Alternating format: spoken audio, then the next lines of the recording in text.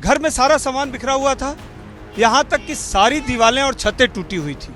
घर का मंजर ये प्रदर्शित करता है किस बेरहमी से और किस नृशंसता से ये हत्या हुई है। देवेश की हालत बहुत ख़राब थी। देवेश अपने आप को संभाल रहा था, हम लोग उसको संभालने की कोशिश कर रहे थे, लेकिन निश्चित तौर पे ये किसी के साथ भी होगा इस तरीके की घटनाक्रम तो विचलित होगा।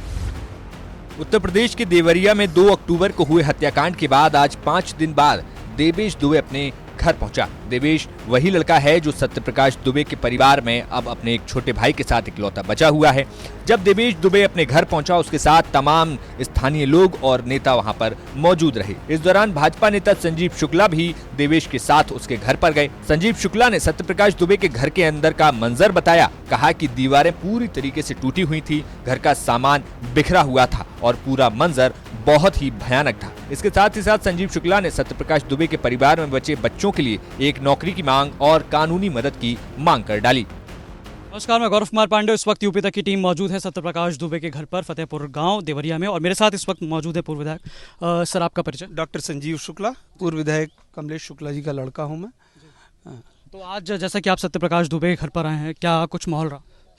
माहौल तो बहुत गमगीन है और बड़ा दुर्भाग्यपूर्ण है कि इस तरीके की घटना एक छोटे से गांव में हुई है, और इससे सारा जिला, सारा समाज, सभी वर्ग इससे स्तब्ध है कि जमीन की एक नवैयत की वजह से इतना बड़ा संहार हुआ है। तो आज यहाँ पर सत्यप्रकाश दुबे के बेटे देवेश यहाँ पर पहुँचे हुए थे, तो आप उनके साथ अंदर गए थे घर में। क्या हुआ घर में अंदर जाके? देखिए, घर का मंजर ये प्रदर्शित करता है किस बेरहमी से और किस नृशंसता से ये हत्या हुई है, और ये स्वयं ही प्रत्यक्षदर्शी है कि अपराधियों के मंसूबे किस तरीके से थे। तो आपने घर में क्या देखा? और घर में सारा सामान बिखरा हुआ था, यहाँ तक कि सारी दीवारें और छतें टूटी हुई थी। अब अपराधी की मानसिकता आप समझ सकते हैं कि किस तरीके से उसने जब निर्जीव चीजों पे इस तरीके से प्रहार किया है, तो जो जिंदा था उस पे किस तरीके का प्रहार किया। तो देवेश की हालत कैसी थी उस समय? देवेश की हालत बहुत खराब थी। देवेश अपने आप को संभाल रहा था, हम लोग उसको संभालने की कोशिश कर रहे थे, लेकिन निश्चित तौर पे ये किसी के साथ भी होगा इस तरीके की घटनाक्रम तो विचलित होगा।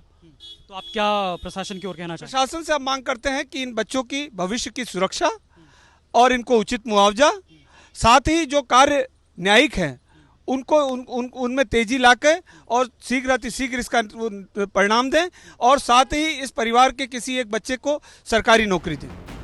बता दें कि ये पूरी कहानी देवरिया जिले के रुद्रपुर थाना क्षेत्र के फतेहपुर गांव की है, जहां पर रहने वाले सत्यप्रकाश दुबे और पूर्व जिला पंचायत सदस्य प्रेम यादव के बीच काफी दिनों से जमीन को लेकर विवाद चल रहा था। आए दिन उनकी लड़ाई होती थी। खबर ये है कि 2 अक्टूबर की सुबह सत्यप्रकाश दुबे के घर के पास प्रेम यादव का शव मिला, जिसकी पूरी की पूरी आशंका सत्यप्रकाश दुबे पर गई। प्रेम यादव के आक्रोशित परिजनों ने शक के आधार पर सत्यप्रकाश दुबे के परिवार पर हमला किया, और इस हमले में सत्यप्रकाश दुबे के 5 लोगों की जान चली जाती है। फिलहाल इस मामले में कानूनी कार्रवाई के साथ तमाम राजनीति जारी है। अब देखना होगा कि आगे क्या कुछ निकलकर सामने आता है।